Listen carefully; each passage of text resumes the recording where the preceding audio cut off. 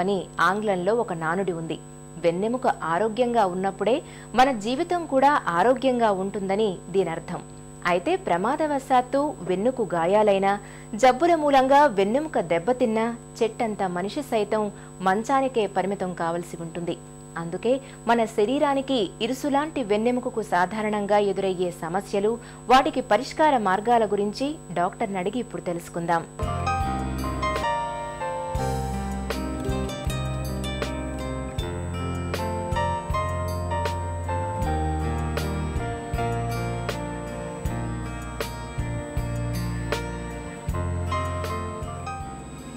వెన్నెముక సమస్యలు రాకుండా ఎలాంటి వ్యాయామాలు చేయాలి?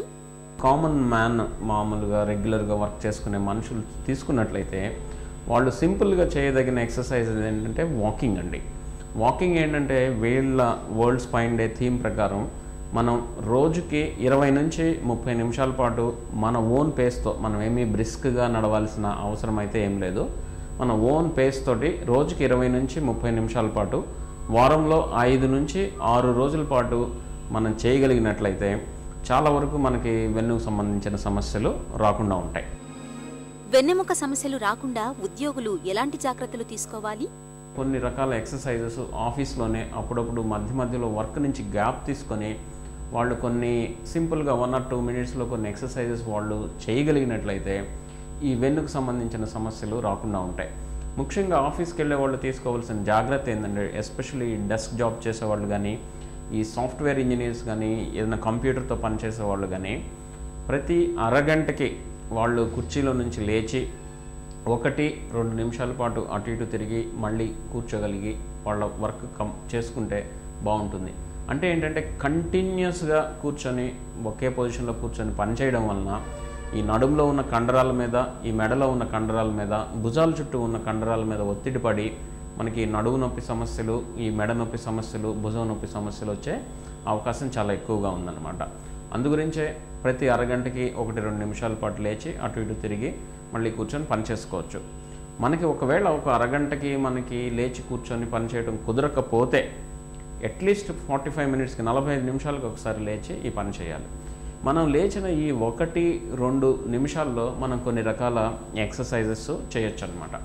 అందులో ముఖ్యమైన ఎక్సర్సైజ్ వాళ్ళు చెప్పింది ఏంటంటే డోర్ స్ట్రెచెస్ అని చెప్పారు. అంటే డోర్ స్ట్రెచెస్ అంటే మనకి ఏదైనా తలుపు ఉంటే ఈ తలుపుకి అటు వైపున ఇటువైపున చెయ్యి ఇలా పెట్టి మనకి ముందుకి స్ట్రెచెస్ మనం చేయగలిగినట్లయితే 1 నిమిషం పాటు మనకి ఈ నడుము చుట్టుపక్కల ఉన్న కండరాలన్నీ రిలాక్స్ అయ్యి ఈ స్పైన్ మీద ఒత్తిడి పడకుండా ఉంటుంది.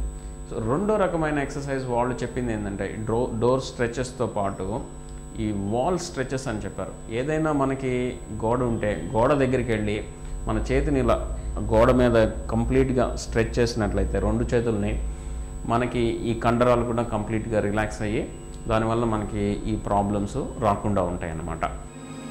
వెన్నెముక సమస్యలు రాకుండా ఎలాంటి అలవాట్లకు దూరంగా ఉండాలి? మనకి వెన్ను సమస్యలు రాకుండా తీసుకోవాల్సిన జాగ్రత్తల్లో స్మోకింగ్ ఒకటి ఆపమని చెప్పారు. ఈ స్మోకింగ్ వలన మనకి తెలిసిన విషయమే, స్మోకింగ్ వలన ఈ డిస్క్కి సంబంధించిన సమస్యలు చాలా ఎక్కువగా వస్తాయి. మెడలో కానీ మనకి నడుములో కానీ ఈ డిస్క్లు త్వరగా అరిగిపోయి మనకి నడుము నొప్పులు, ఈ సయాటికా ప్రాబ్లమ్స్, ఈ మెడ నొప్పి, ఆ తర్వాత చేతుల్లో నొప్పులు, తిమ్మిర్లు రావడానికి అవకాశం చాలా ఎక్కువగా ఉందన్నమాట. సో అందుగురించి మనం స్మోకింగ్కి దూరంగా ఉంటే మనం వెన్ను ఆరోగ్యాన్ని మనం పరిరక్షించుకోవచ్చు. వెన్నెముక సమస్యలు రాకుండా ఎలాంటి ఆహారం తీసుకోవాలి? ఈ ఆహార విషయాలు ఏంటంటే ఈ జంక్ ఫుడ్స్ ఎక్కువగా తీసుకోవడం వల్ల ఈ వెన్ను సమస్యలు అధికంగా వస్తున్నాయని చెప్పి మనకి తెలుస్తుందన్నమాట. సో అందుగురించి జంక్ ఫుడ్ ఆపేసి, అంటే రెడీమేడ్ ఫుడ్ కానీ లేకపోతే రోడ్ సైడ్ ఫుడ్ కానీ మనం ఆపేసి ఇంటి దగ్గర తయారు చేసిన ఆహారం, అందులోనూ కాల్షియం ఎక్కువగా ఉండే పదార్థాలు మనం ఎక్కువగా తీసుకుంటే ఈ వెన్ను సమస్యలు రాకుండా ఉంటాయి.